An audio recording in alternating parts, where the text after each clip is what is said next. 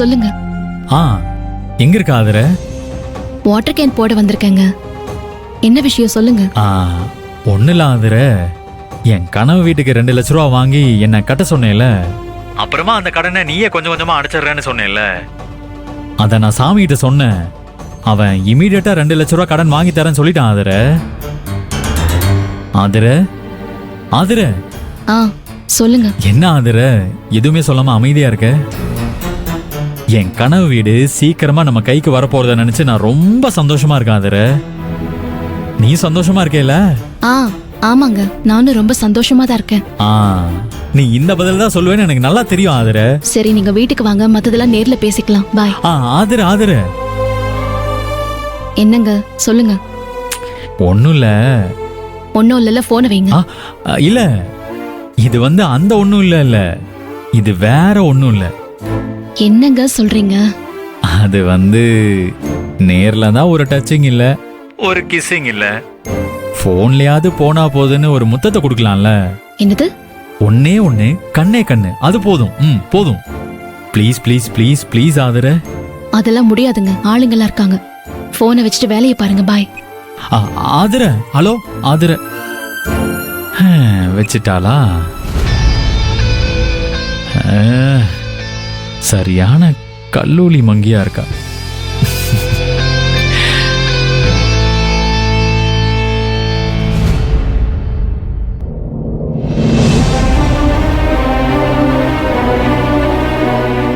அக்கா சொல்லாதர. எனக்கு கொஞ்சம் வேலை இருக்கு, நான் போயிட்டு வந்துடுறேன்க்கா. நீங்க ரெஸ்ட் எடுத்துட்டுருங்க. சரிம்மா. ஏதாவது வேணும்னா எனக்கு ஃபோன் பண்ணுங்க, நான் உடனே வந்துடுறேன். சரி, நான் கௌதம் சார் கிட்ட சொல்லிட்டு போயிடுறேன். நீங்க தைரியமா இருங்கக்கா. நான் வரேன். சரிம்மா.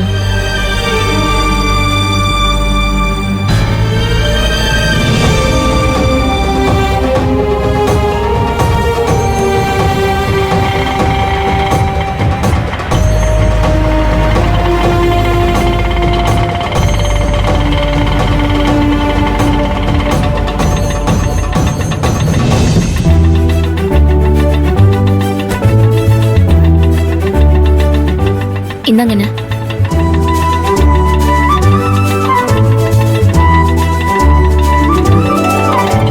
அண்ணி. ரோஹிணி, வா ரோஹிணி. காலேஜ்ல சேர்ந்துட்டியா? நான் சேர்ந்துட்டேன் அண்ணி. Very good. தேங்க்ஸ் அண்ணி. இப்பவும் இதெல்லாம் நிஜமா கனவான்னு என்னால நம்பவே முடியல. அடிக்கடி என் கையை நானே கிள்ளி பாத்துக்கிறேன். என் ஆசையை நீங்க நிறைவேற்றி வச்சிட்டீங்க அண்ணி. நான் உங்களுக்கு எப்படி நன்றி சொல்றதுன்னு எனக்கு தெரியல. ஏய், என்ன ரோஹிணி, சந்தோஷப்பட வேண்டிய நேரத்துல எதுக்கு இப்படி கண் கலங்கிட்டு இருக்க? இல்ல அண்ணி, நான் காலேஜ் சேரணும்னு நான் என் அம்மா முன்னாடி நின்னு இவ்வளவோ தடவை கதறி அழுதுருக்கேன் தெரியுமா? இப்ப நீங்க என் அம்மாவே உயிரோட வந்த மாதிரி என் கனவை நிஜமாக்கி கொடுத்துருக்கீங்க. ரொம்ப ரொம்ப சந்தோஷமா இருக்கு. என் சந்தோஷத்தை சொல்ல எனக்கு வார்த்தையே இல்ல. காலேஜ் கேம்பஸ்குள்ள நான் காலடி எடுத்து வச்சதும் எனக்கு எப்படி இருந்துச்சு தெரியுமா? அப்படியே வானத்துல பறந்த மாதிரி இருந்துச்சு. இது எல்லாத்துக்கும் காரணம் நீங்க தான் அண்ணி. சாமி இருக்கா இல்லையான்னு எல்லாரும் கேட்பாங்க. என்னை பொறுத்த வரைக்கும் சாமி இருக்கு. என்னோட சாமி நீங்க தான் அண்ணி.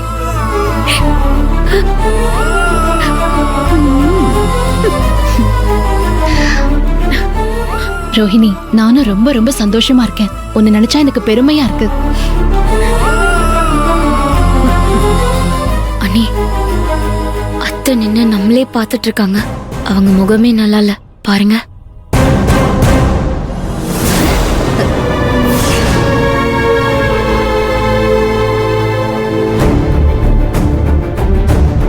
அத்தையை நினைச்சாதான் ரொம்ப பயமா இருக்கு. அவங்க பாட்டுக்கு நம்மள பத்தி அண்ணன் கிட்ட மாட்டி விட்டுட்டாங்கன்னா என்ன பண்றது? ஏய், நீ அவங்கள நினைச்செல்லாம் பயப்படாத. அவங்கள நல்லா மிரட்டி வச்சிருக்கேன். அவங்க எதுவும் சொல்ல மாட்டாங்க. இப்ப பாரு. என்னம்மா, அங்க என்ன வேடிக்கை பார்த்துட்டு இருக்கீங்க? ஒண்ணும் இல்ல ஆதிமா, இந்த மைனா குருவியை தான் பாத்துக்கிட்டு இருக்கேன். பாத்தியா எப்படி பயந்துட்டு ஓடுறாங்கன்னு? அவங்க உங்க அண்ணன் கிட்ட எதுவும் சொல்ல மாட்டாங்க. எனக்கு இப்பதான் ரொம்ப நிம்மதியா இருக்கு அண்ணி. சரி ரோஹிணி, இத பாரு. உங்க அத்தை உங்க அண்ணன் கிட்ட எதுவும் சொல்ல மாட்டாங்க. ஆனா நாமளே உங்க அண்ணன் கிட்ட மாட்டிக்கிறதுக்கு சான்சஸ் இருக்கு.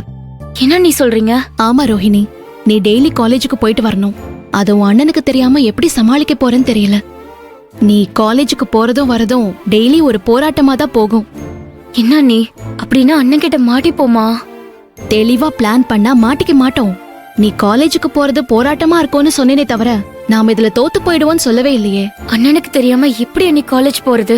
ஒரு நாள்லாம் பரவாயில்ல, ஒவ்வொரு நாளும் அண்ணனுக்கு தெரியாம போகணும்ல.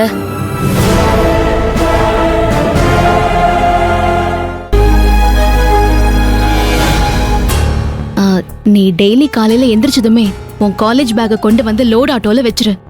என் கூட வாட்டர் கேன் போடுற மாதிரி லோட் ஆட்டோல கிளம்பிடு. உன்னை நான் கூட்டிட்டு போய் மெயின் ரோட்ல விட்டுடுறேன், சரியா? நீ அங்கிருந்து ஒரு பஸ் பிடிச்சு காலேஜுக்கு போயிடு. ஈவினிங் நீ காலேஜ்ல இருந்து திரும்பி வர்றப்ப மெயின் ரோட்ல இறங்கிட்டு எனக்கு ஒரு ஃபோன் பண்ணு. உங்க அண்ணன் வீட்ல இருந்தா நான் வந்து உன்னை பிக்கப் பண்ணிக்கிறேன். 2 பேரும் வாட்டர் கேன் போட்டு வர மாதிரி ஒன்னா வீட்டுக்கு வந்துடலாம், என்ன? சரியா? சரியா நீ? என்னம்மா ரோகிணி, காலேஜ்ல பணத்தை கட்டி சேர்ந்துட்டியா? சேர்ந்துட்டேன்ப்பா. ரொம்ப சந்தோஷம் ரோகிணி, நினைச்சத சாதிச்சுட்ட. நான் சாதிக்கல பாட்டி, நம்ம அண்ணி தான் நம்மள சாதிக்க வச்சாங்க. ஆமா அதிர, நீ மட்டும் இல்லைன்னா இது நடந்திருக்காது. ரோகிணி இந்த வீட்டு சமையல் கட்டிலேயே முடங்கி போயிருப்பா. அவளோட வாழ்க்கை சமையல் கட்டிலேயே தொலைஞ்சு போயிருக்கும். நல்ல வேளையா அவளை நீ காப்பாத்தி அவளோட வாழ்க்கைக்கு ஒரு வழிவகுத்து கொடுத்துட்ட. இல்ல மாமா, இது தனிப்பட்ட என்னோட முயற்சி மட்டும் இல்ல. நீங்களா இதுக்கு சம்மதிக்கலன்னா என்னால இதை பண்ணிருக்க முடியாது. ரோஹிணி படிக்கணும்னு ஆசைப்பட்டா இத நீங்க நான் எல்லாரும் சேர்ந்துதான் நிறைவேற்றி வச்சிருக்கோம். சரி மாமா, நான் கேன் டெலிவரி பண்ண போனோம், நான் போயிட்டு வந்துடுறேன். சரிம்மா. ரோஹிணி, நீ கடையை பாத்துக்கோ, நான் இப்ப வந்துடுறேன். சரிங்க நீ. வரேன் மாமா.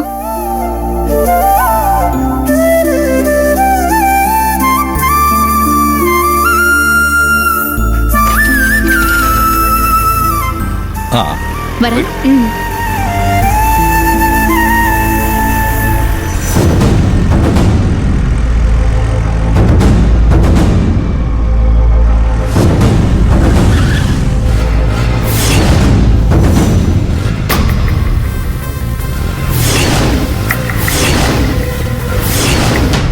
இப்ப எதுக்கு வழி மறைக்கிற கார்த்தி? நியாயம் கேட்க வந்தேன். பிரச்சனை பண்ண வந்தியா? நான் நியாயம் கேட்கறது பிரச்சனை பண்றதா தெரிஞ்சா அப்படியே வச்சுக்கோங்க. இத பார் கார்த்தி, எனக்கு நிறைய வேலை இருக்கு, வழியை விடு. ஏங்க, எனக்கு நிறைய வேலை இருக்குங்க. ஆனா என்னால என் வேலையை ஒழுங்கா பார்க்கவே முடியல. ரோஹிணி கிட்ட என்ன பணம் கொடுக்காம நீங்க விரட்டி அடிச்சதுதான் திரும்ப திரும்ப என் ஞாபகத்துல வந்து என்ன டார்ச்சர் பண்ணிக்கிட்டே இருக்கு. எனக்கு ஒரு பதில் தெரிஞ்சாவுனுங்க. என்ன பதில் தெரியணும் உனக்கு?